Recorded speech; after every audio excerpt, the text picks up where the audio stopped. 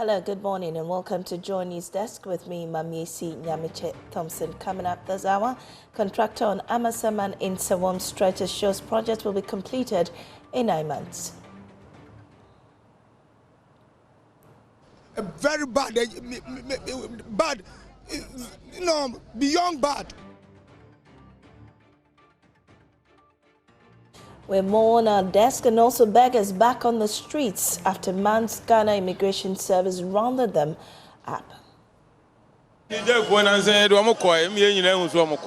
Nigerians were deported to their home countries, but they are back in Ghana. It's common to see. Also on our desk this morning, a newly sworn-in board of the Economic and Organized Crime Office asked to intensify efforts in recovering misappropriated state funds.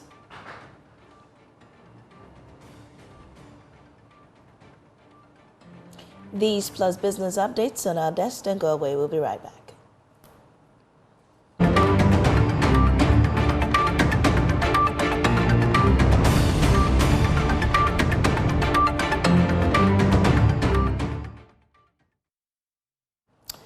Well, contractor working on the Pokuase-Nsawam stretch of the road has indicated that work will be completed in 9 months. This is after commuters who applied that stretch as government took quicken rehabilitation works on the portion, saying the pothole laden with laden nature of the road is affecting their health and vehicles.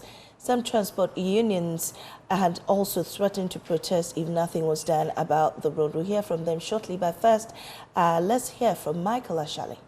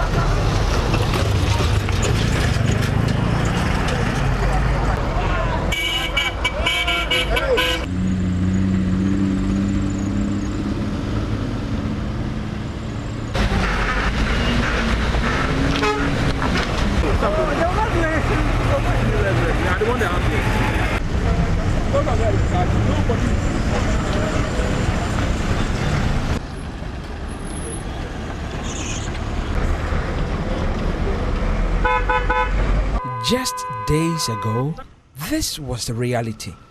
Drivers had to carefully navigate the gaping potholes along this stretch.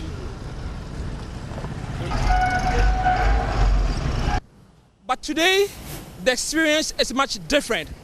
That is only because the contractors, Maripoma Enterprises Limited, is currently on site trying to rehabilitate the road and also continue the construction of this 33-kilometer road. As of December 2024, although more than 70% of the work had been done, government had released only 20% of the $340 million needed for the project. Now, an additional $30 million has been paid. At Satellite Junction, the once muddy pool is gone. Laterite is taking its place.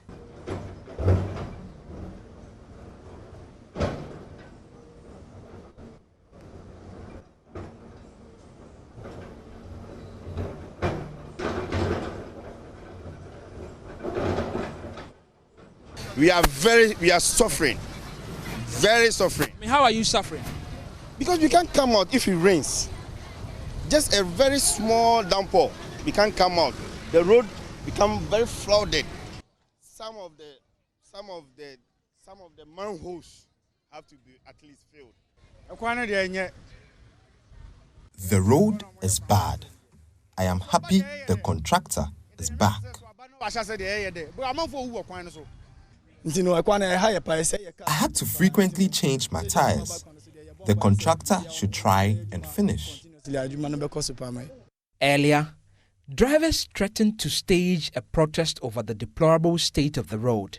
We must park the cars on the road and block it. With works resuming, some drivers say there may be no need for that anymore.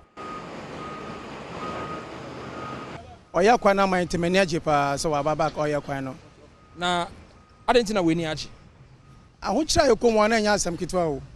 It gives me joy to see that the contractor is back here. If the demonstration happens, I will join, but I think the contractor is doing what we wanted. We should wait a bit. The contractor may be back on site, but for drivers, relief is still far from near because on portions of the road still sits muddy pools like this, that especially small vehicles had to take their time to navigate them, or else the unfortunate may happen.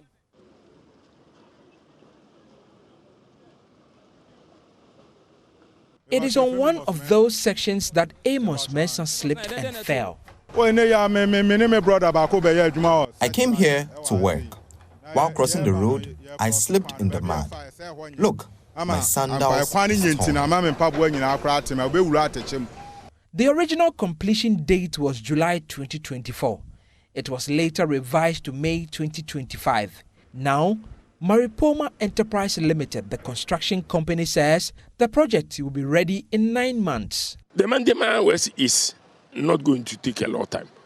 Between 2 and 3 weeks, we must be done with the basic maintenance, and that is filling and grading of the road up to Nsawam.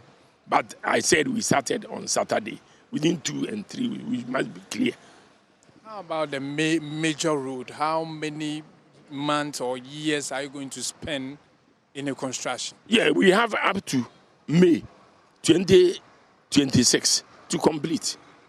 And if there are any snacks, we will definitely ask for extension. There are also some electricity lines and water lines in the right of way. They have all encroached in their right of way, and it shouldn't have happened like that. For many road users, the expectation is simple. This time, the contractor must stay on site and finish the work once and for all. For Joy News, Michael Ashale.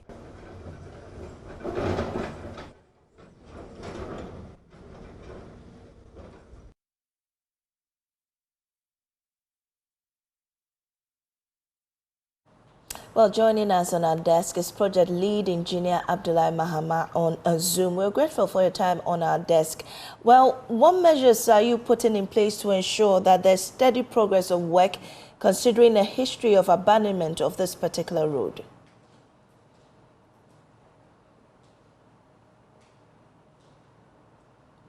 Kindly unmute for us and let's hear you. Good afternoon. Good morning. Good morning. Good morning. All right. I was a bit distracted with the feed.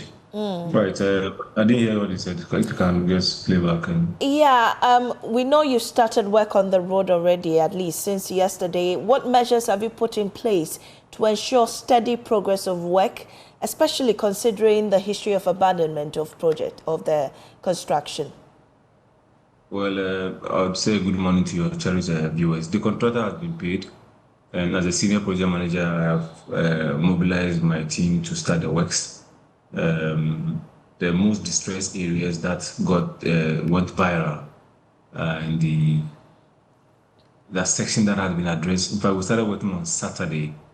We worked on Saturday through to Sunday, yesterday and today, even with a few drizzling or wet weather conditions. The contractor actually continued with the works, and I'm sure commuters on the road will bear testimony to what I'm saying. We have improved aggressively those sections that were so distressed, that were giving a lot of inconveniences to the motorists alike on the project.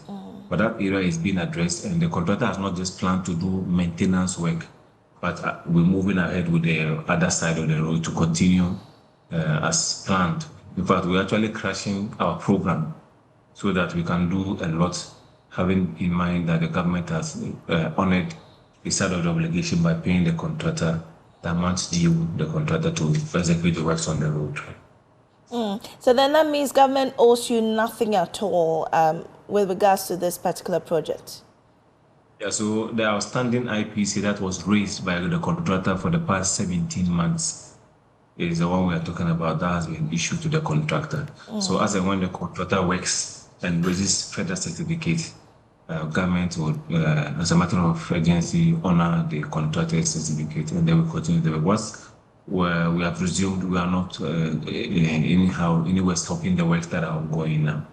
The sections that from Sapperman towards Media is being aggressively tackled, and in both directions, that is the northbound and then the southbound.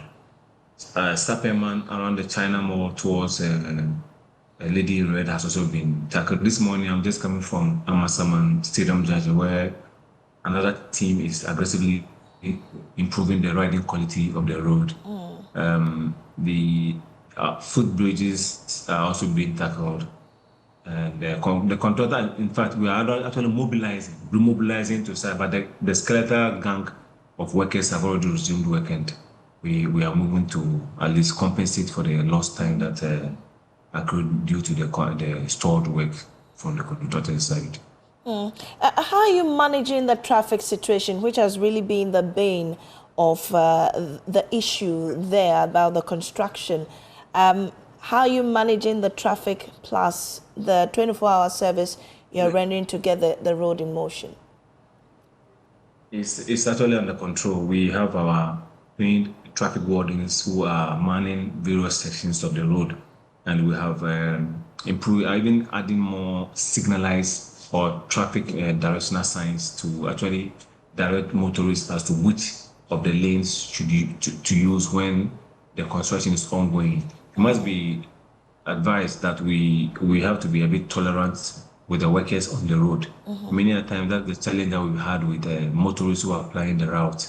They ignore basic traffic directives, and then that generates a lot of traffic volume that brings about the gridlocks that we seldomly, routinely witness on the road.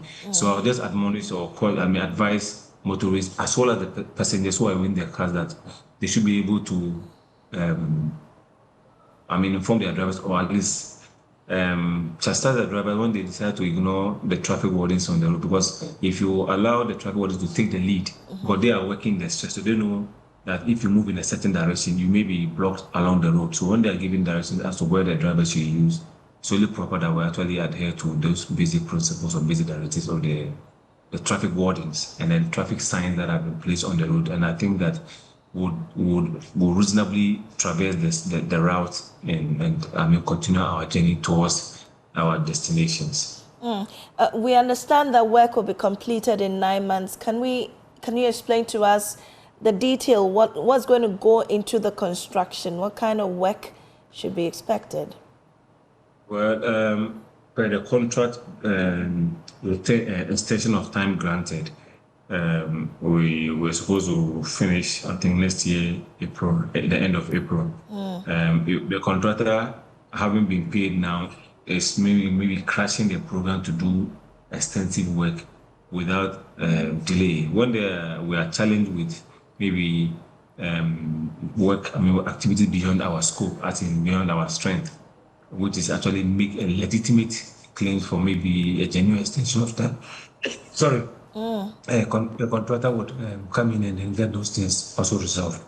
But it's our target that reasonable works will have to be completed before the duration that has been granted the contractor on the stretch of the road. How are you also addressing the concerns of business owners and residents who say the poor state of the road has crippled their livelihood, especially those who sell near the roads? The stretch. I just said that. In fact, let me just be clear on that. Yesterday, your team were on the road, and then it's only fair that what was actually posted about a week or more ago. Now, whatever is actually happening has to reflect what is happening currently. And the contractor is just trying to work in accordance to the specification that has been given. And the contractor would not renege on his hours to just make sure that he works in accordance with the drawing and finish on time for the motorists and residents or businesses along the stretch. Well, one other thing we have to take into consideration is that there are some broken down vehicles, not actually within the distressed areas. Abandoned cars on the road have taken weeks to be moved. And so we also use this opportunity to tell motorists or owners of vehicles which are abandoned on the road. I've seen some trailers, cars, tankers actually parked on the road for like a minimum of about 5 to 6 weeks around the satellite, the Sansam area, Sapeman area. And so we may be involving the MTTD, MTTU to come in and help if the owners of such vehicles do not show up to take their vehicles out of the place. In fact, there was an area yesterday where we could have improved much better if those cars, trucks were not actually abandoned over those areas for some time now. So that is just a call for motorists or owners of the vehicles to just get their trucks out of the road, and then the contractor will just put into priority those sections and then get residents and motorists alike to enjoy the smooth passage of the carriageway. Another thing that we have noticed is the broken down vehicles that mechanics and the owners decide that they want to work there and then on the road. It's not a very good practice. You cannot have your cars being worked on the stretch of the road when in fact it's actually causing a lot of traffic. And in this case, I'm talking about areas which are even not pressed, areas which are smooth, that vehicles are getting stuck on those areas, maybe due to mechanical fault or some. And they know there are reasons why some of the cars are parked in those areas. So we have to make sure that we become each other's keeper, get the cars out of the place so that the contractor can push those areas and finish on time. Right. But I want your crew to visit the site again, maybe in about a fortnight, and look at the aggressive nature at which the contractor is addressing the issues on the road. We'll definitely do that. But just before I let you off, there was a myriad of legal issues. I mean, especially those who were calling out for compensation, those that the construction will affect. Have those issues been resolved?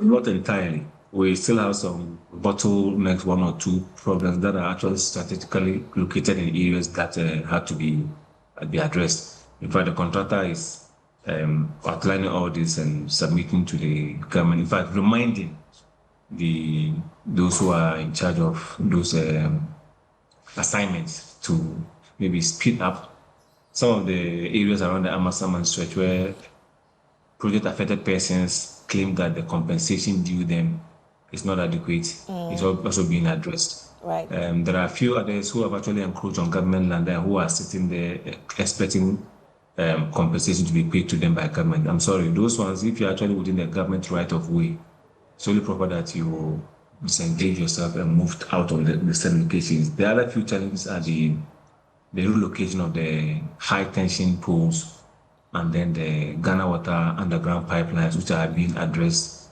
aggressively by the contractor. So I'm sure that in no distant time or future, these few other works will be done. But I must be quick to tell viewers and listeners that they need to be a bit patient. And the works that are being done, we have to get the integrity of the work or the functionality of the work to the apex. When you see a certain stretch having a certain material and the contractor has not continued, it's not because he doesn't want to work there. But let's say we are doing a cement stabilized, where you are introducing cement into the gravel. It's only proper that you allow that area to go through a hardening process. So when you are giving directions to avoid those areas and adequate provisions are made for you to move in other directions, we have to adhere to such directives so that the contractor would go through the process, get the layer to cure properly so that they can put the asphalt layers on them so that we can have a decent lifespan of those projects that we call our own in Ghana here. Right. Thank you so much, Project Lead Engineer Abdullah Mahama, for your time on our desk. Well, away from that, earlier this year, the Ghana Immigration Service launched a swoop on the streets of Accra, rounding up dozens, mostly undocumented immigrants, and deported them to their home countries. The exercise was hailed as a significant step toward restoring order to the city streets. But months on, the story has taken a familiar turn. The beggars are back on the streets, pavements, and under bridges. Rodalyn Abense has more in this report. From Obeche-Bilamte through La Paz and 37th Station, adults and young children can be seen back on Accra's streets, pavements, and under bridges. At the busy La Paz intersection, this little boy was seen begging for alms.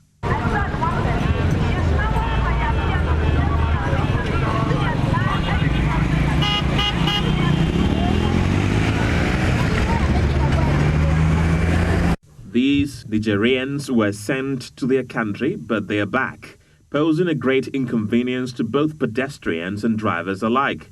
Some children, as little as 1 or 3 years, cross the road indiscriminately, sometimes resulting in accidents. These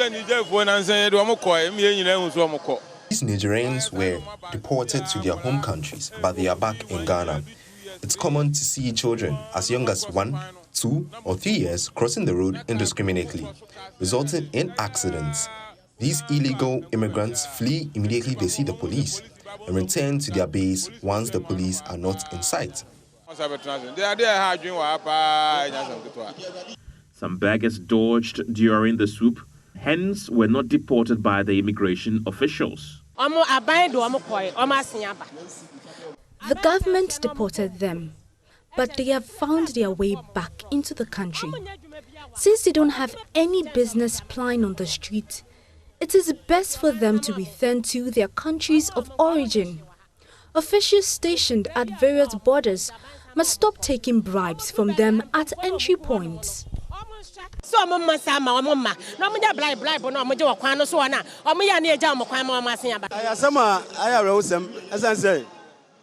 This issue is a very sad one. Some of the beggars dodged the swoop carried out by the immigration officers, so they were not deported. There are a lot here at Circle. The junkies and beggars even look the same. The problem is they make here very dirty. We want the government to focus not only on the Nigerians over here, but every other person who doesn't have work around should also be taken away by the immigration officers and soldiers. Whether as a nuisance or as a humanitarian crisis, the return of the beggars raises pressing questions. How effective are deportations, and for how long will Accra streets be home to them? For Joy News, Rodalyn Abense's report, read to you. Well, moving on, the newly sworn-in board of the Economic and Organized Crime Office have been tasked to intensify efforts in recovering misappropriated funds. At the inauguration in Accra, Attorney General and Minister of Justice Dr. Dominic Ayine directed the board to operate strictly within the EOCO Act and make full use of intelligence and modern technology to trace and recover stolen resources. Board Chair Daniel Yadomlevo pledged that under the operation Recover All Loot, every cedi lost through mismanagement and corruption will be retrieved. But to be honest with you, the recovery is very key, and we must do that. But we must move beyond just the recovery. We must also put in prevention. So I normally talk about Operation Prevent and Recover All Loot. So we must put preventive measures in place, as well as anybody who takes public funds, we go after the person, recover the money, and put it into the kitty. You are known for how tough you are with your views and how you state the issues as they are. Yeah. Would you be in the helm of affair as the chair? What should those who are looking up to you be excited about? Well, they should be excited by the fact that they know this guy, he doesn't care stepping on necks. People talk about stepping on toes. Me, I can even break your neck and go. because when it comes to the national issues, I don't care who is involved. So they should be happy that the time has come, and it is a collective issue. It is not only for us. Citizens should get on board. They should help us to protect the public purse. I think it should be painful to all of you when you don't get the health service that you require, your roads are bad, electricity is not good, and all you hear is that millions of the money is being misappropriated by public office holders. I think this should be a thing of the past.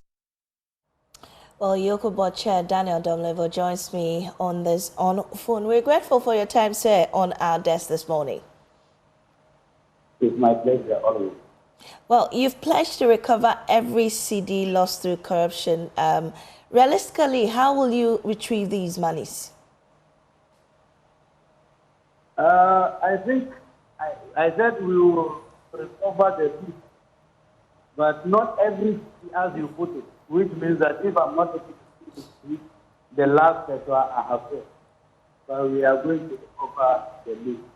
Our job as a board is clearly stated in the act, which is we provide policy guidance and supervise the Economic and Organized Crime Office to discharge its duty. So our job basically is to create the enabling environment for them to do their work professionally and independently. What is your target, especially under the Operation Recover All Loot? What's your target in retrieving the monies? How much? I thought you should be a bit patient with me. I've been sworn into office not even 24 hours, and you want me to give you a target. We will meet as a board and strategize. We will make our strategy known to Ghanaians. Well, you know, this really will also involve politically exposed persons, but how then do you intend? The fear is that sometimes you may not be able to work independently. How do you assure that EOCO is going to work independently without any political interference? Well, if you remember, if you know me, I've worked always with politically exposed people. In my view, if we cannot hold politically exposed people accountable, then who else should we hold accountable? So that is not our problem. Our job is to protect the public purse without looking at who is involved. But what specific tools are in place to track these stolen funds, both locally and abroad, really? Well, there are systems in place, there are tools in place. Unfortunately, in fighting crime, it is difficult to expose your strategy. But then what the assurance I can give to Ghanaians is that we are going to do our utmost best. How soon will we be able to hear your strategy moving forward? Well, give us 3 months, and I think by then we will have reviewed the existing system, the strategy, the organizational structure, etc., and maybe by then come out with our own. All right, we're grateful for your time, Mr. Domlevo, joining us. He's the new EOCO board chair. Well, in the Ashanti region, the police command has begun an investigation after officers intercepted a vehicle loaded with firearms and ammunition on the Apotueja-Bekwai Road. A patrol team spotted the abandoned Toyota Sienna on Sunday with 2 men nearby. The suspects fled into the bush on seeing the police and escaped. A search of the vehicle uncovered a cache of weapons, including 1 AK-47 assault rifle with serial number 29546, 1 locally manufactured firearm, 2 AK-47 magazines, each loaded with 30 rounds, 4 packets of AK-47 ammunition, each containing 25 rounds, also 7 loose rounds of ammunition, 1 pair of Wellington boots, 1 Huawei smartphone, cowrie shells, 1 pair of sandals, a Ghana card and temporary driver's license, of which the name has been withheld for investigative purposes. And also police say the hunt for the suspects are ongoing.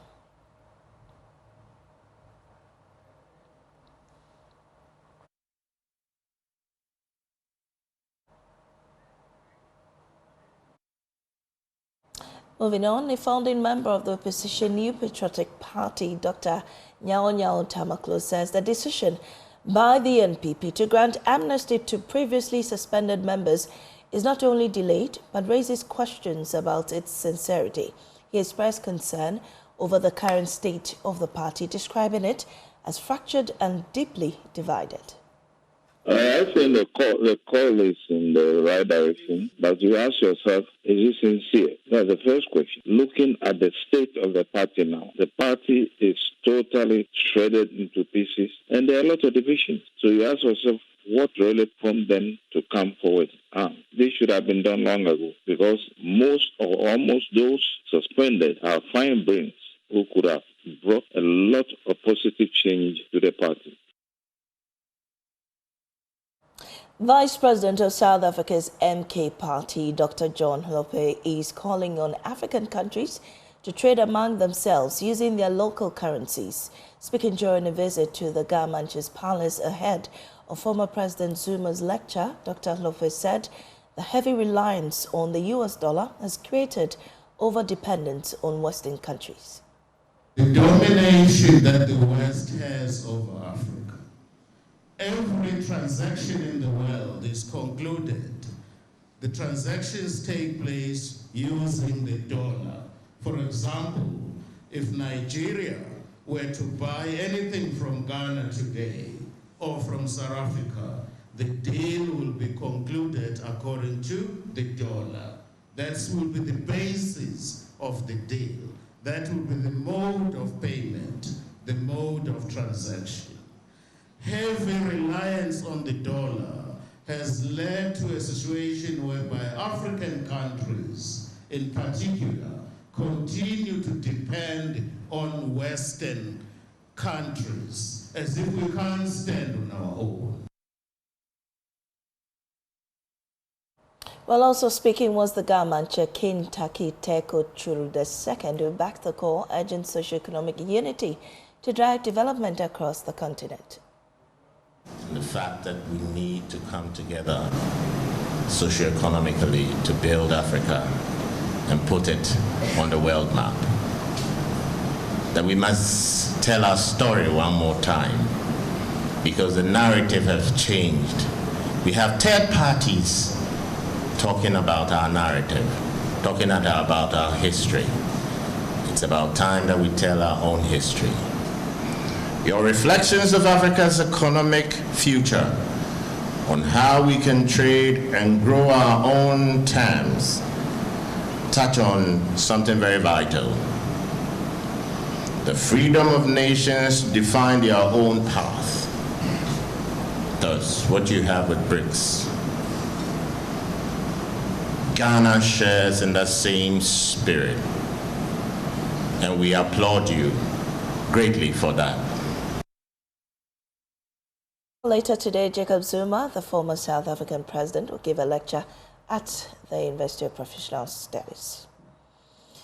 Now, alleged attempt to divert the Birim River in the eastern region has sparked outrage among civil society groups who are demanding swift arrests and the harshest punishment for those involved. The Ghana Coalition Against Illegal Mining, Arocha Ghana, and the concerned citizens of the Itiwa landscape have condemned the incident.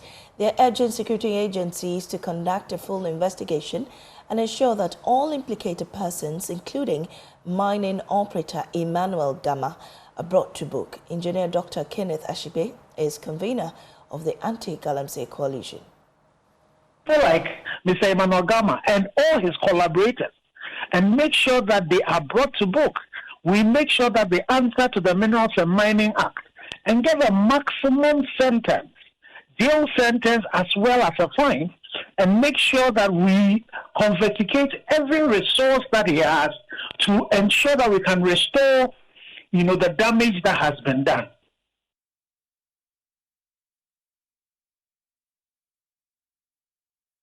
This is Joy News Desk. We'll take a break. We'll be right back with business.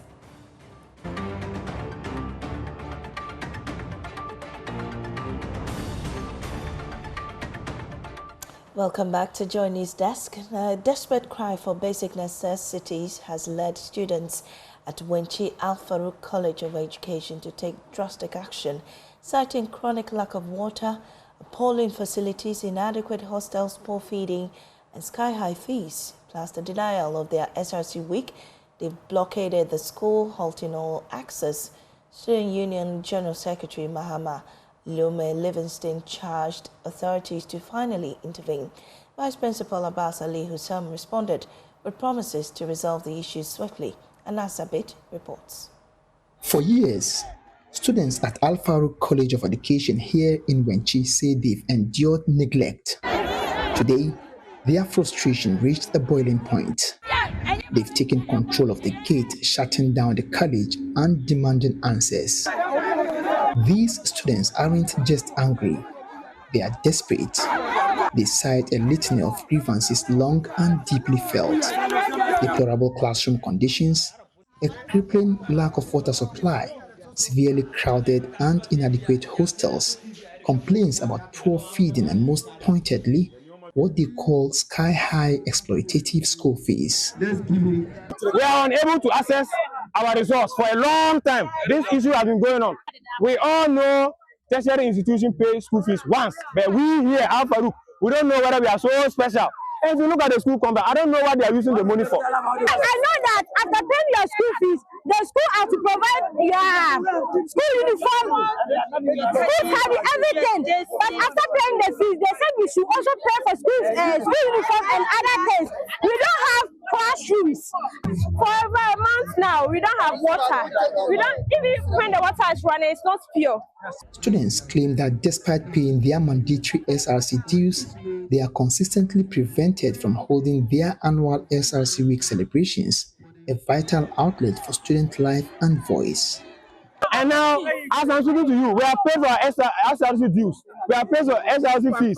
But they are saying that we will not celebrate it. Why? They say it's haram against the school. And we are paying for it.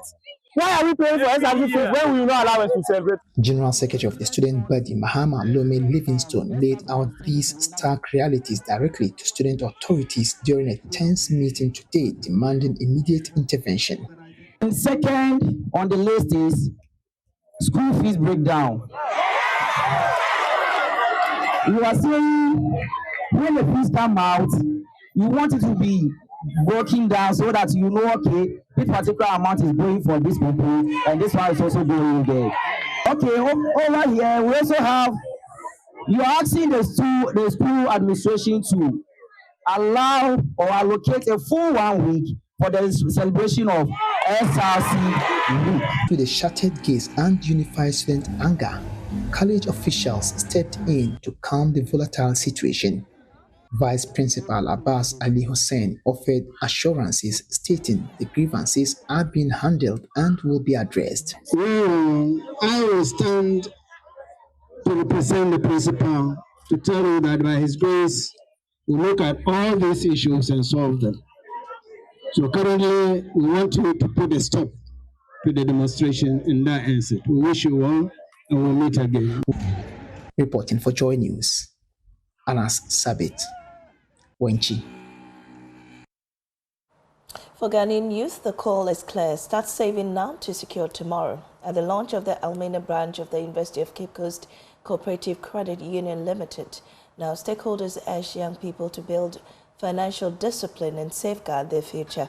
The head of supervision at the Credit Union Association, Stella Mawinyo, emphasized that developing the habit of saving early not only instills financial discipline but also serves as a cushion in times of unexpected hardship. Abigail Acel Nkrumah has more. University of Cape Coast Cooperative Credit Union Limited, founded in September of 1988, is focused on providing financial services to its members within the university community, small-scale business persons, traders, drivers, and other interested persons. Currently, the cooperative has opened a new branch in Elmina, and at the launch, the CEO of the cooperative, Vincent Yamwa, shares the significance of the new establishment. The purpose of our gathering this day is to launch our new branch the Elimina branch, which is coming out of the amalgamation of the former KEA Workers Credit Union and UCC Credit Union. Now, UCC Credit Union has taken over the activities of KEA workers, and now our new branch is UCC Cooperative Credit Union Elimina branch. Our main aim is to help to improve the livelihood of our members. As the life of individuals is improving, we are hoping that the life of the members in the community will also improve. The chairperson of the cooperative's board, Charity Abraham, highlights some of the benefits of the cooperative's presence in the community. The benefits to the community. And so in terms of education, when you go to Cape Coast, you hear from us that we've affected so many lives. Just giving them educational materials and all of that. I remember we went to one community and then gave them a library facility and furnished this for them. So once we are here, we are not going to leave the community alone. I mentioned to the chief that if they let us know that if there's any school that is in need of any educational facility, we'll be glad to help that school. In terms of the fisher folks, here it's predominantly fisher folks. And so we'll go around and look at the fishing harbor and other things that we can help to ensure that the community grows. We are growing together. We grow stronger together. And so we are not here alone. We will help them to ensure that the community grows, and then the name of the UCC Cooperative Credit Union goes further. While advising the youth, the head of supervision at the Credit Union Association Limited, Stella Tasamaunyo, urged them to embrace the attitude of saving. For the youth, I just want to use this opportunity to talk to them and invite them to join a credit union within Cape Coast. You can see the youth having about 4 mobile phones and then buying credits here and there. Ask yourself, have you saved enough for the future? How long are you going to depend on your parents? And so you need to put something aside today to help yourself when you grow. Well, talking about saving now, let's do business with Winston Taki. Thank you, Mami. Now to our first business story. Local investors contributed just 20% of the $70 million funding raised by Ghanaian startups in the first quarter of 2025. That's according to a component manager at GIZ, Emmanuel Mumuni. In an interview with Joy Business, Mr. Mumuni said that this is critical to ensure sustainable business in the country. In the first half of 2025, Ghanaian fintech CPay and sustainable mobility startup Kofa successfully raised $18 million and $8.1 million respectively, making them 2 of the companies with the highest capital raised in the country. According to reports on the venture capital market, Ghanaian startups raised less than $100 million, representing less than 8% of the $1.4 billion raised by startups in the African continent. Out of the total amount raised by Ghanaian companies, just 20% was contributed by local investors. Speaking at the 2025 Next Gen Opportunities Forum, a component manager at GIZ, Emmanuel Mumuni, believes that mobilizing capital from the informal sector will be a great step in addressing the situation. In Ghana and Africa, we still have a lot of funding or investments that are going into more traditional areas as opposed to the more technology-driven ecosystem like what we have in the startup space. So if you look at the first quarter of 2025, it's estimated that over $70 million has gone into startups for the first quarter of this year. And out of that, over 80% of that is coming from foreign sources. And you know that in Ghana, there's a lot of money going around the informal sector as well. How can we make them see that investing in startups, though risky sometimes, could really bring up supernormal profits? Mr. Mumini was optimistic that the passage of the startup bill will be crucial in mobilizing patient capital for local startups. As part of the Startup and Innovation Bill, there's a venture capital pool that would be established with public financing, a fraction of that, and private sources as well, to build this pool that would exclusively go into supporting startups in Ghana. The Next Gen Opportunities Forum is an annual gathering of Africa's most promising young leaders, entrepreneurs, and change makers. It is designed to bridge the gap between ideas, its implementation, and available opportunities.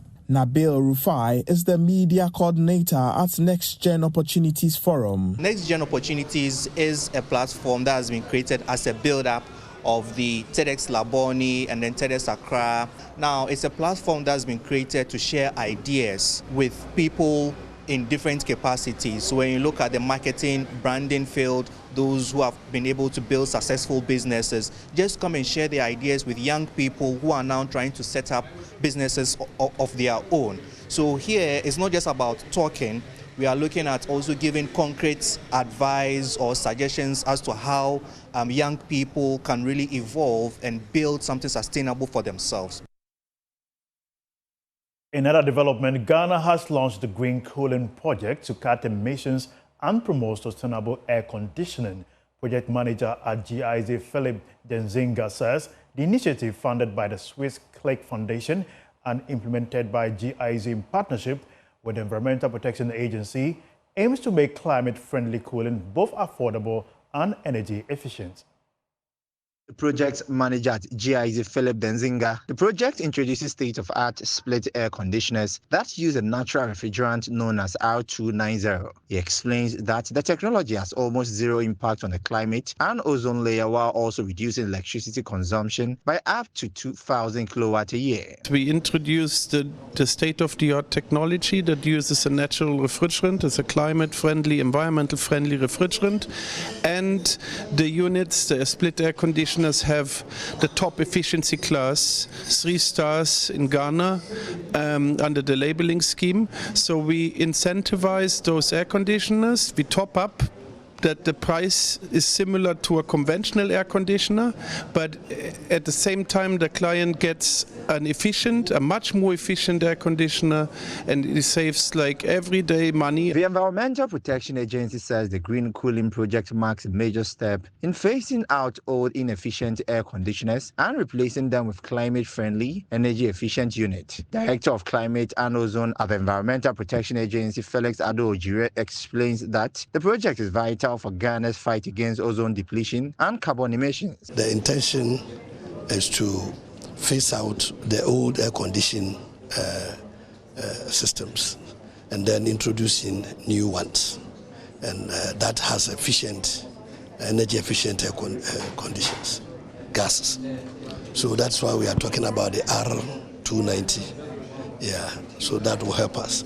You know, as we said, our climate definitely, we need the cooling systems because we are in a tropical country, and therefore the heat. So, but however, there's an emission into the atmosphere that we need to, which goes to destroy the ozone layer. And for that matter, there's the need for us to introduce more efficient energy systems into the economy. Acting Executive Secretary Eunice Birim says the initiative will not only cut household electricity bills, but also help Ghana meet its long-term sustainability goals. As you know, air conditioning is a very significant amount of our energy usage, as well as our energy costs as a consequence. So having the green cooling project will really transform the amount of energy that we use for cooling needs, reduce our costs, obviously, and also very much help us with our environmental our goals to meet a low and environmental and a sustainable sector here in Ghana. That'll be all for business here on Newsdesk. Back to Mamiesi for the rest of the bulletin. Mamiesi. Well, Winston, there's no much we can do now. That's all for us here on Joy News Desk. We'll be back tomorrow for more.